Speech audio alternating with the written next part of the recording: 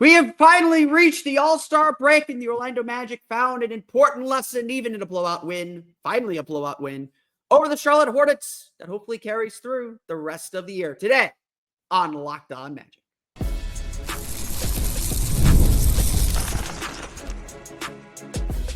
You are Locked On Magic, your daily Orlando Magic podcast, part of the Locked On Podcast Network, your team every day.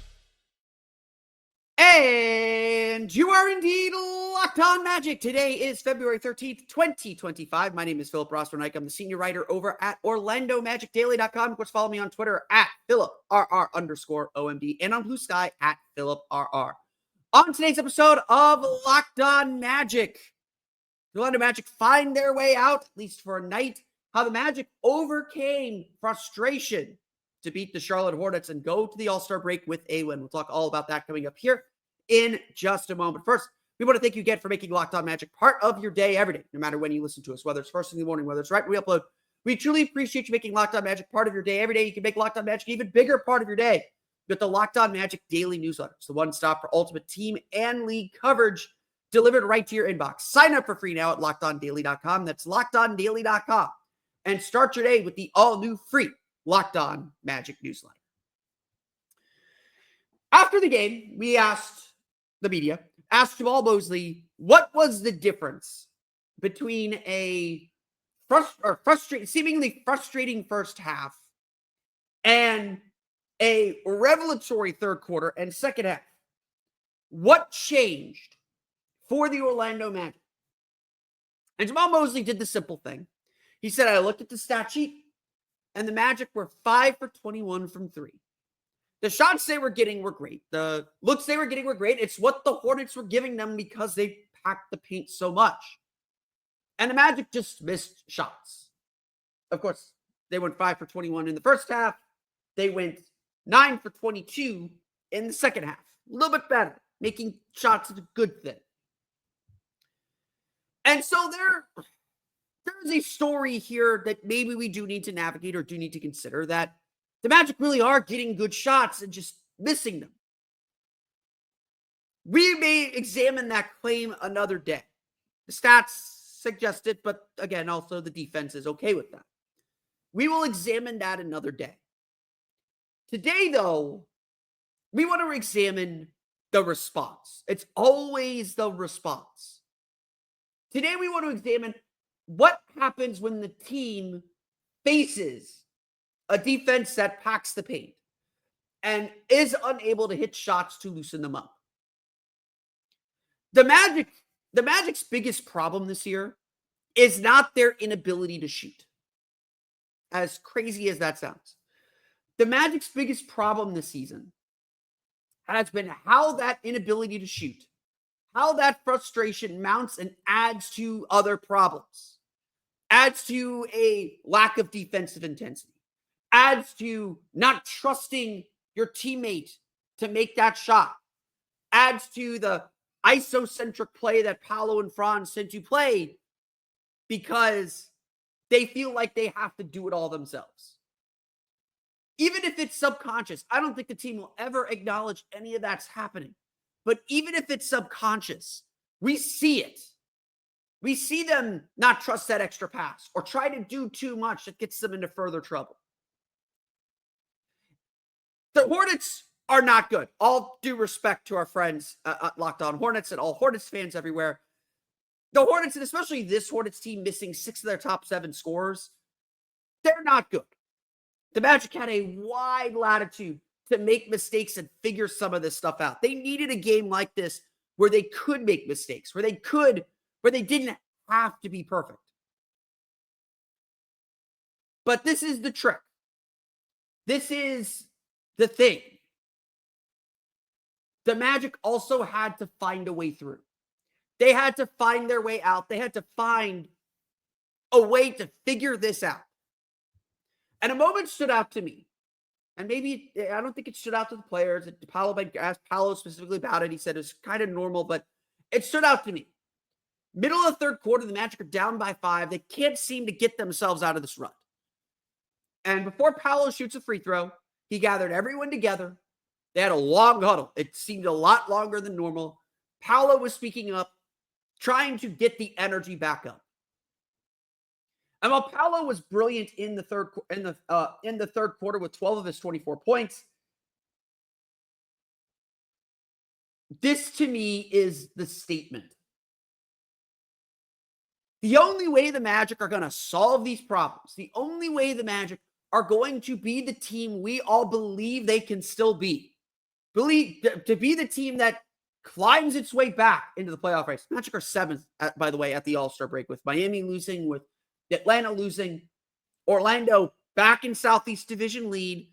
They're game and a half game behind Detroit for 6th. Lots still to play for. The only way the Magic are going to get out, the only way the Magic are going to accomplish their goals is together. It says more that the Magic get 22 assists on their 37 field goals. It says more that the Magic trusted each other on defense, played strong defense for most of the night, even through the difficulties and struggles that they had in the first half. It says more that the Magic found their groove again, even against a team like Charlotte.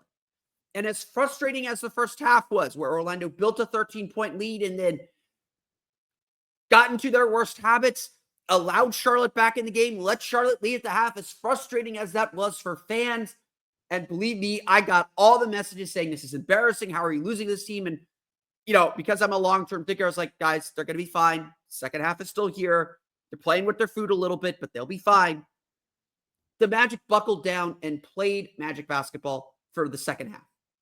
They outscored the Hornets 58-40 in the second half to win comfortably, leading by as much as 21. The Magic were going to be fine. They were always going to be fine. And the Magic took care of their business in the end. They took care of everything they needed to take care of. And the way they do it is together. This team tells us how incredibly close they are. They tell us how bought in they are. But really, over the last 5 weeks, it's been difficult to see it. It's been difficult to show it. There is, again, even if it's just subconscious, a little bit of a lack of trust. Again, I don't... Shooting is the problem. I'm not pretending it's not. But they have to keep shooting. They have to keep having trust. That is the statement that Jamal Mosley keeps making, is they have to step into their shots with confidence. It's been a crisis of confidence this whole time. The team doesn't... I think they trust it, but there is that little bit of doubt. And if the Magic are going to maximize the rest of this season, forget offseason stuff, forget what Yusuf Nurkic said, forget all of that stuff. That's a June, July problem. Today, right now, this group has to find out how they can do it together. And that's what they did against Charlotte. That's what they did to beat the Hornets. For as small a victory as that might be, it is small. I'm not sitting here saying, oh, the Magic are back, they're perfect. No. They played an imperfect game. They fell into their bad habits. They played an opponent that let them make mistakes. I'm not going to sit here and pretend this is some celebratory win. The last game before the All-Star break is always very weird. Just look around the league at some of the results that we saw on Wednesday night. This is not like a moment to raise the banners and be happy. The Magic took care of their business the way that they're supposed to. There is a lot they need to get better at, and getting away from each other, as contradictory as it is for my point that I'm trying to make, as contradictory as it is, getting away from each other, getting a little bit of a break, getting out of the atmosphere for a little bit, resetting themselves, it's going to be very, very good for them. It's going to be very, very good for them. But the Magic know that they're going to have to play together. They're going to have to trust each other. And that is the only way Orlando is going to find success, is going to succeed at this juncture in this season. The Magic have a lot of work still left to do. But Wednesday was a great step in the right direction. Since it is the All-Star break, let's talk about some surprise heroes from the game on Wednesday. We'll get to that coming up here in just a moment.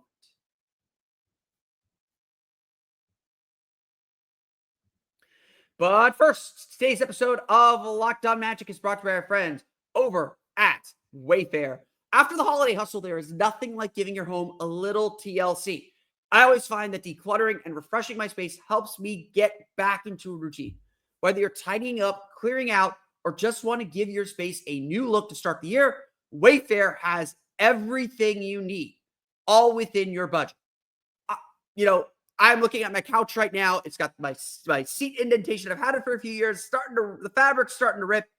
It's time to probably refresh the home a little bit. Probably get a new couch. Probably kind of feel more comfortable in my seat. There's there's a hole like right where I sit, and it's digging right into the board. It's not always as comfortable. With Wayfair, there's something for every style and every home, so I can find exactly what fits me. And Wayfair makes it easy to tackle your New Year's home goals with endless inspiration for every space and style. Give your home the refresh it needs with Wayfair. Head to wayfair.com right now. That's Wayfair, WAYFAIR.com. Wayfair, every style, every home.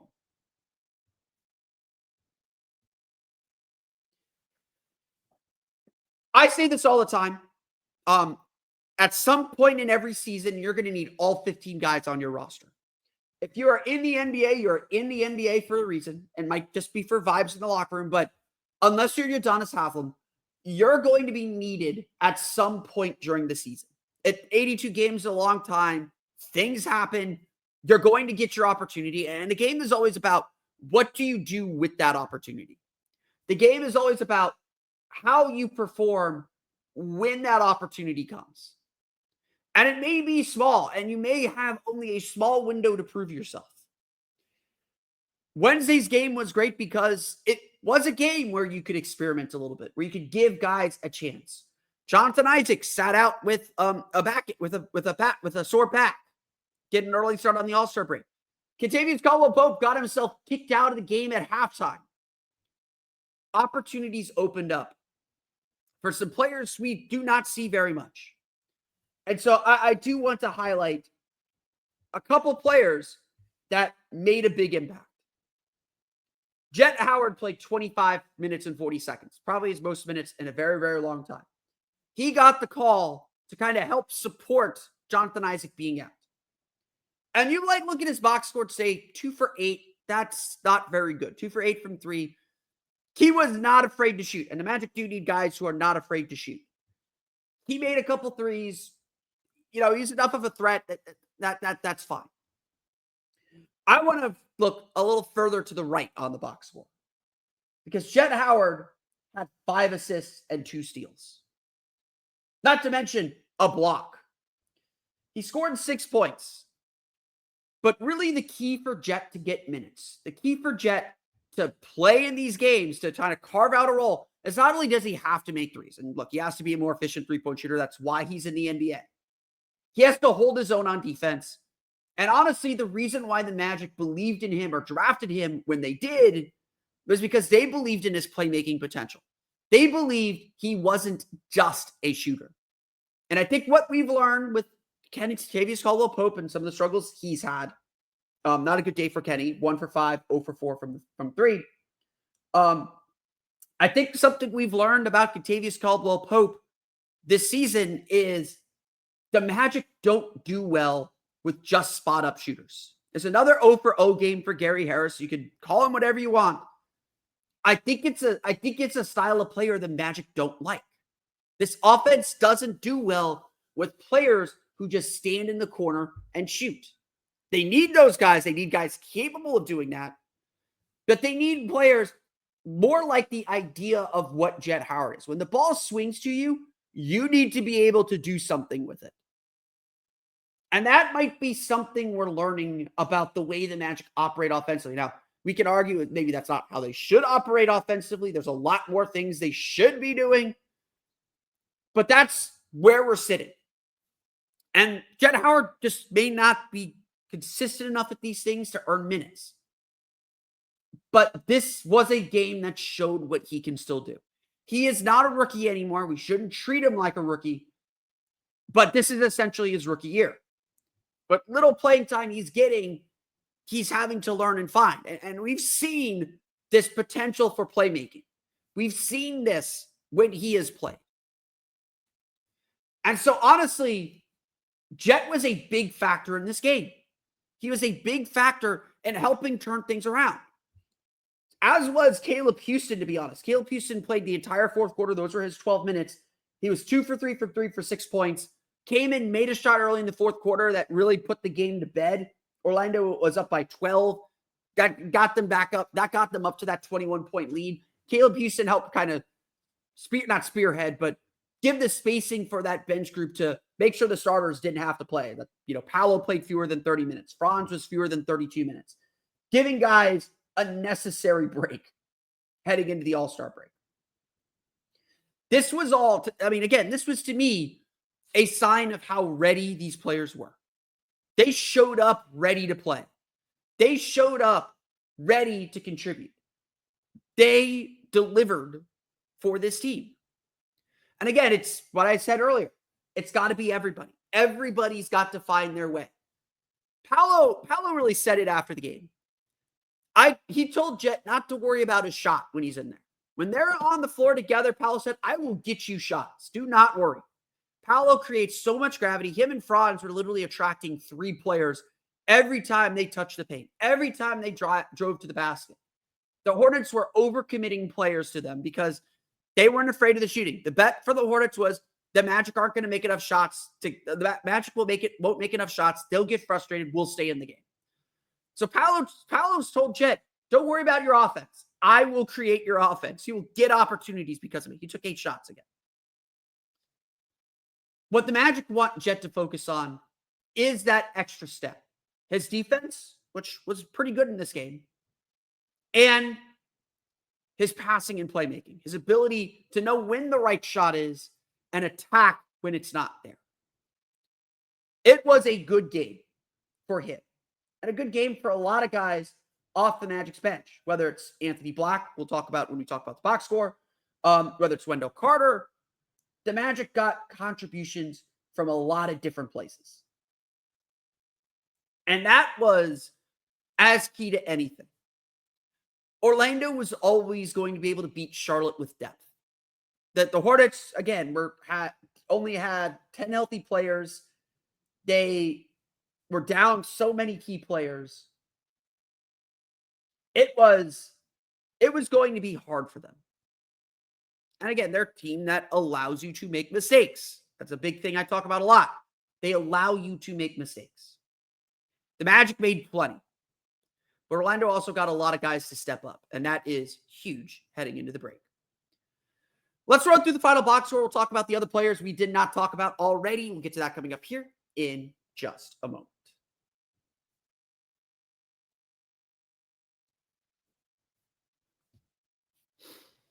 All right, the Orlando Magic defeat the Charlotte Hornets 102-86. They head into the All-Star break at 27-29. They are currently listed at least in 7th in the Eastern Conference. They are a half game ahead of the Hawks. I believe they are tied with the Heat, but because of win percentage, they're ahead of them. The Heat have played, I think, 2 fewer games than Orlando, or Orlando's played the most games in the league at this point. They only have, I think, 2 back-to-backs left, so that's a good thing heading down the stretch. One of them is right out of the break at Atlanta versus Memphis at home. We'll get to that. We'll get to that when we get there. But Orlando obviously needed a win. Going 2-1 on this 3-game homestand before the break was necessary. It would have been nicer to go 3-0, get that win against the Hawks because those games are so huge now. But Orlando, honestly, we'll talk more about this, I think, over the course of the All-Star break. But the Magic still seem very optimistic about their outlook. They believe, they believe, and it's the right thing to say, they still control their own destiny, which isn't entirely true. Detroit is playing very, very well right now, and Orlando's got to make up some ground. they believe they still have the ability to achieve all of their goals. And frankly, that probably includes getting to the 5 seed. We'll talk standings. We'll reset the standings later on in the week. The Magic needed a game like this. Again, they needed a game where they could make mistakes. Where they had to intentionally be focused. Where they had to understand that they're not just going to walk into the game, but a game where if the attention slips a little bit, they can recognize it and get it back and still have a chance to win the game. Where results do matter. I'm a big process over results guy. Results do matter. I'm not pretending they don't. The Magic got solid, not great performances throughout the board, but again, that was enough. The defense was mostly tied together really, really well. Gave up a few threes here and there. Struggled defending Yusuf Nurkic at times in the paint. They switched a little bit too much and got caught with a small on him. But they dominated so many portions of this game, and just Charlotte just did not have the offense to really sustain. Most opponents Orlando plays the way they did in the first half. They're down 12. They're down double digits. Charlotte shot just 39.5% for the game. 8 for 26 from 3. That's 30.8%. Only 14 of 15 from the foul line. They only had 6 offensive rebounds. Orlando had 13. Charlotte shot 20 for 44 in the paint. Orlando not much better at 17 for 36. Orlando dominated second chance points 13-8. Hornets got 21 fast break points. That's about the only place where the Magic really struggled. When Orlando missed shots or turned the ball over, and they didn't turn the ball over much. They only had 11 turnovers. When the Magic missed shots, Charlotte did a really good job running. There was definitely an emphasis from the Hornets to play in transition, even off makes, to try and pick up the pace a little bit. And Orlando struggled at times with it, but mostly handled it well. Again, a better team than the Hornets. The Magic are in a little trouble. So I don't want to sit here and say like a 16-point win is great. It's exactly what the doctor ordered. It is exactly what the doctor ordered. But I would sit here and disregard that the Magic did not play well in the first half. I got a lot of texts from friends. I got a lot of messages from people just like frustrated at halftime. And I've watched enough of these games. I think I turned to Mason Williams of Magic on SI. We sit together at the games. And I said, this is playing out exactly like the game in Charlotte, where they kind of puttered around and then had this like 6-minute stretch where they were just really good. And that was the game. The Hornets just did not have enough to compete with them once Orlando kind of clicked in. And Orlando clicked in that third quarter. Paolo Banchero scored 12 of his 24 points. He was 8 for 20 for the game, 4 for 9 from 3. As much as he was the leader, and the Magic need him to be a leader, and I think that's one area where I would like to see Paolo and Franz continue to grow. That's why I took note of that huddle in the third quarter, because right now with where this team is at, it's Paolo and Franz have to give this team their energy. You've heard me say this before. You get your energy from your best players. You get your energy from your best players. They feed you how you're going to be and how you're going to do. You have to kind of move off of them. And, look, Paolo is a chill dude. He is not, he could be fiery, he could be intense, but his default, I think, is to be pretty chill. And that's not a bad thing. I'm not saying that's a bad thing, but that kind of aura, that kind of like level of calm, it can be good in a lot of ways, but at a time when the team needs to pick up its pace or pick itself up, that isn't the energy you need. Like Franz's intensity, Paolo's coolness, and then Jalen Suggs' like anarchy, that is a good like mix of things for this team to feed off of. When the Magic on defense, the Magic need Jalen Suggs to be all over the place, to get them to be all over the place. When things are going bad, they need Paolo to be calm and cool and be like, oh, slow it down, give me the ball, I'll take care of it. When they need an offensive push, Franz's fire is really good for this team. And obviously they're missing like one of the legs of the stool here. So I was really happy to see Paolo get the guys together, kind of take on that leadership role, and in that third quarter really lead the way. Not just survive and help this team carry, but he trusted his teammates. He had 6 assists in the game, added 8 rebounds as well. Didn't turn the ball over. So he was, there were times where he's a little slow still, but he was reading where the defense was coming from. He probably had more potential assists. I could go look that up later. And found shooters, found players, trusted his teammates, and the ball. And like when you trust your teammates, it comes back to you as a playmaker. It comes back to you in the form of assists, obviously, but it comes back to you because now the defense is rotating back to them. They kick the ball back to you, and you're able to get your shots and get downhill and find space too. All of these things are big. And so this was a really, I mean, not the like crazy scoring game, but this turned into a really good game for Paolo. This turned into a really good seminal moment. Now, again, half of his field goal makes were threes. He was 4 for 9 from 3. I do think he's still settled a little bit. Hopefully, he's going to take some time off his feet. Hopefully, he's able to kind of get himself into some better shape, like reset himself a little bit, get back to the way he was playing before his injury. And maybe that's not coming until the start of next year. But the Magic do need Paolo to be more aggressive. Franz Wagner had a frustrating game. He scored only 16 points, 7 rebounds, 2 assists. He had 4 turnovers. He was 6 for 11 from the floor. Even though he shot 6 for 11, I was surprised he shot that well because it sure felt like he was frustrated trying to get his shots. And again, credit to Charlotte's defense. They really closed down the paint. They had 5 guys, in the paint. They were determined not to let the Magic get inside. Orlando had to make threes to break this thing open. They were just not going to get into the paint. And so Franz really struggled, settled for some jumpers here and there. He was struggling to get the ball moving. Like the Magic weren't going to win this game until they made some shots. A big part of it was when Orlando got stops, they need to do a better job converting those stops into scores and getting out in transition. They still play really slow. I think there has been an emphasis early in games to play a little faster, to get the ball moving, to get players moving a little bit more, to get into sets quicker. But unless they make shots, that dissipates. That dissipates when they miss shots. That's when, the star players kind of try to take it upon themselves and things get a little bit worse. Again, it's a little human psychology. It's, you're excited and energized at the beginning of the game, and then you fall back into bad habits. So that is something that still needs to develop and still needs to come in. And look, Franz was frustrated throughout the game. You can kind of feel it from him. You can always tell when Franz is frustrated. But again, the Magic eventually found their way through. Cole Anthony, a solid 13 points. He had 7 in the first quarter. Got the team rolling, got the team scoring early. Pretty good game for Cole. He's been pretty consistent over the last month or so. So Cole's in a good spot. Anthony Black had an awesome game. Aggressive Anthony Black games are the best games. 18 points, 8 for 13 shooting, 2 for 4 from 3. He's feeling a lot better than his 3-point shot. He's starting to make some threes now. So good sign from him. Added 3 assists. Just a really nice game. Just aggressive, trying to get downhill, trying to get to the basket, confident taking his 3-point shot. Again, with AB, it's all about confidence. When he is confident, he is a quality player. Still a young player, still with a lot of holes to fill, but a confident player.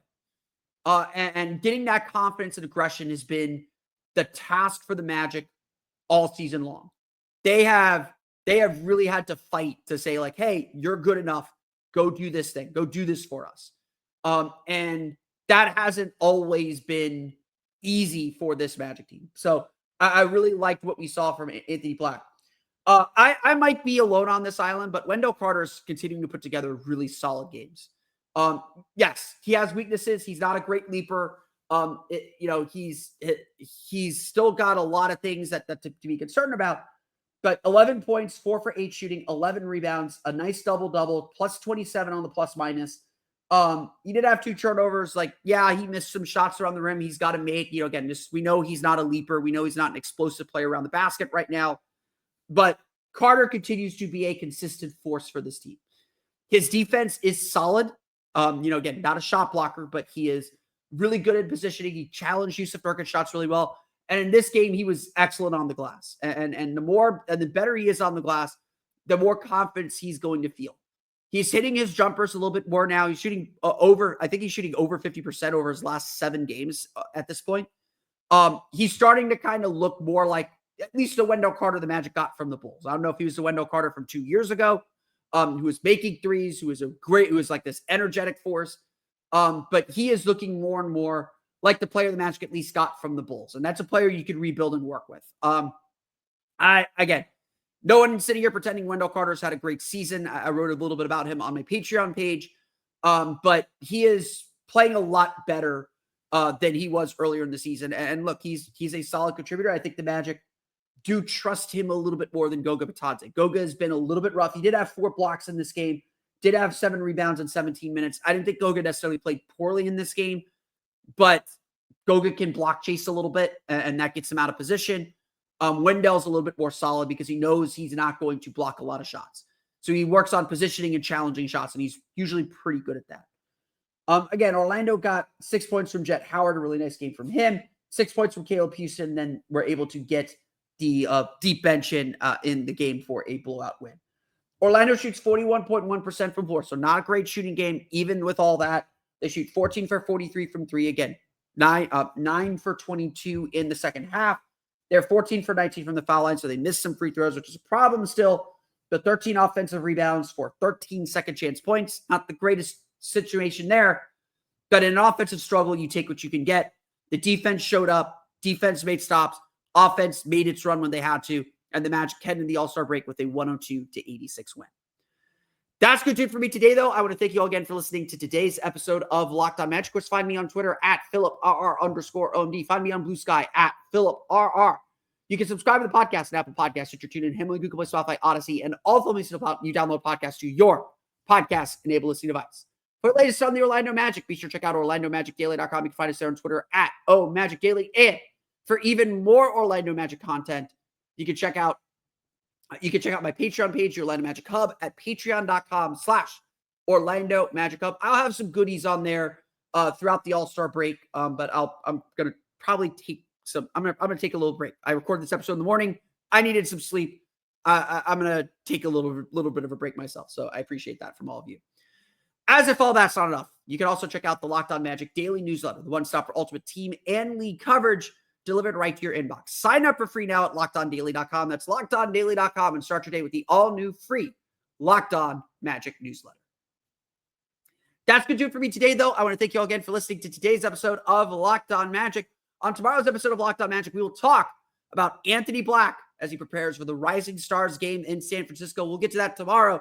But until then, for Orlando Magic Daily and Locked On Magic, this has been Philip Rossman-Reich.